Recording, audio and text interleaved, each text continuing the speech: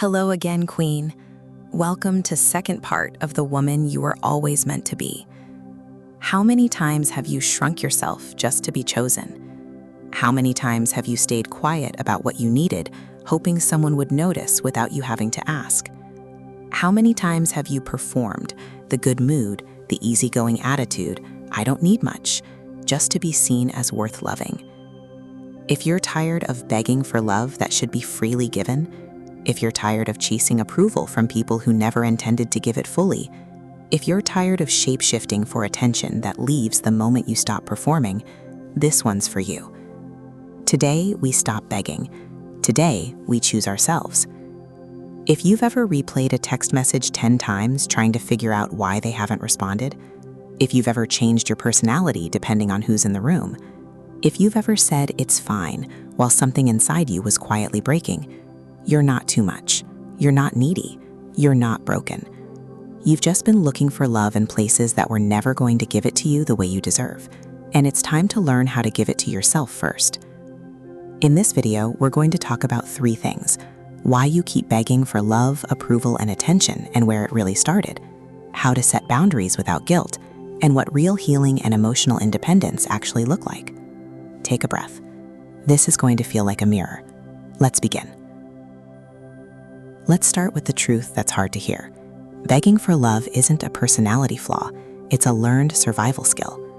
Somewhere along the way, maybe in childhood, maybe in a relationship, maybe in a friendship that taught you love was conditional, you learned that love had to be earned, that attention was something you had to perform for, that approval was a prize you got for being agreeable, easy, quiet, convenient. So you adapted. You became whoever kept the peace, whoever didn't cause problems, whoever was easiest to love, even if it meant abandoning yourself in the process.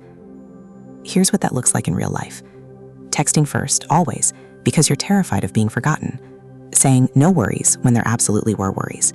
Staying in conversations, relationships, or friendships long after they stopped feeling good, because leaving feels scarier than staying unseen.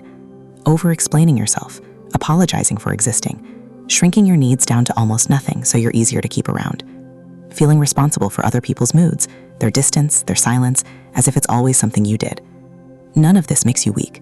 It makes you someone who adapted brilliantly to get love in an environment where it wasn't given freely. But the very thing that protected you back then is the thing that's exhausting you now. Ask yourself, who taught me that I had to earn love instead of simply receiving it? You don't need to answer that out loud. Just let it sit with you. Here's the part nobody tells you. Boundaries aren't lulls. They're not about keeping people out. They're about deciding what you allow in. A boundary isn't punishment. It's not you being difficult or cold or too much. A boundary is simply you saying, this is what I need to feel safe, and I'm no longer willing to abandon myself to keep you comfortable. Boundaries will feel uncomfortable at first, especially if you're used to being the one who bends. That discomfort isn't a sign you're doing something wrong. It's a sign you're doing something new. Here's what healthy boundaries actually sound like. I'm not available to talk about this right now, but I do want to talk later. I need you to ask before assuming I'll say yes. I'm not going to chase this conversation if I'm being ignored. I love you, and I still need space. Notice none of those sentences are cruel. None of them punish the other person. They just tell the truth, and the truth is allowed to disappoint people. Here's the part that matters most. You will lose people when you set boundaries. Some people were only ever around because you had none. That's not a loss, that's clarity.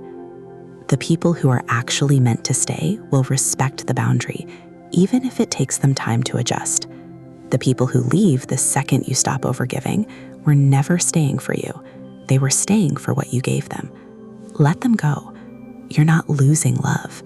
You're losing the version of love that required you to disappear. Emotional independence doesn't mean you never need anyone. It means you stop making other people responsible for your sense of worth. It means your mood doesn't collapse because someone didn't text back in an hour. It means you can want love without needing it to survive. It means your peace doesn't live in someone else's hands anymore. It lives in yours. Here's how that actually starts to build, day by day. Number 1, notice the urge before you act on it. The next time you feel the pull to double text, to over-explain, to chase someone's attention, pause. Just notice it. I'm feeling anxious because they haven't responded. That's it. You don't have to fix it immediately. Noticing is the first rep. Number 2, ask yourself who you're performing for. Before you shrink yourself in a conversation, ask, am I being real right now, or am I trying to be chosen? That question alone will start rewiring years of habit. Number 3, practice self-soothing instead of seeking reassurance. Reassurance from others feels good for a moment, but it's a loan, not a fix. You'll need it again tomorrow. Learning to say, I am okay, even in uncertainty, is what actually builds security that doesn't depend on anyone else's response time. Number 4, give yourself the things you keep waiting for others to give you. Waiting for someone to compliment you? Say it to yourself in the mirror. Waiting for someone to check in on you? Check in on yourself. Waiting to feel chosen? Choose yourself first, every single day. This isn't about becoming cold or unbothered. It's about becoming someone whose peace isn't a hostage to other people's inconsistency. Healing isn't linear.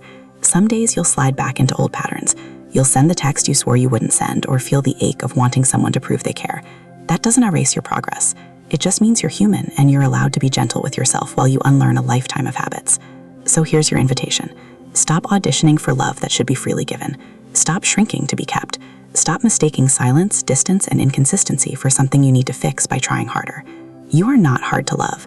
You were just giving your love to people who weren't ready to hold it. From here forward, let your standard be simple. If it requires you to disappear, it's not love. It's a performance, and you're done performing. Choose yourself, not as a rejection of others, but as the foundation that lets you love people from a place of wholeness instead of hunger. She's already whole. She was never missing anything. She just forgot for a while that she was allowed to come first. If this spoke to you, let me know in the comments. What's one way you're choosing yourself this week? Subscribe if you're ready to keep healing with me, because this is only the beginning. I'll see you in the next episode.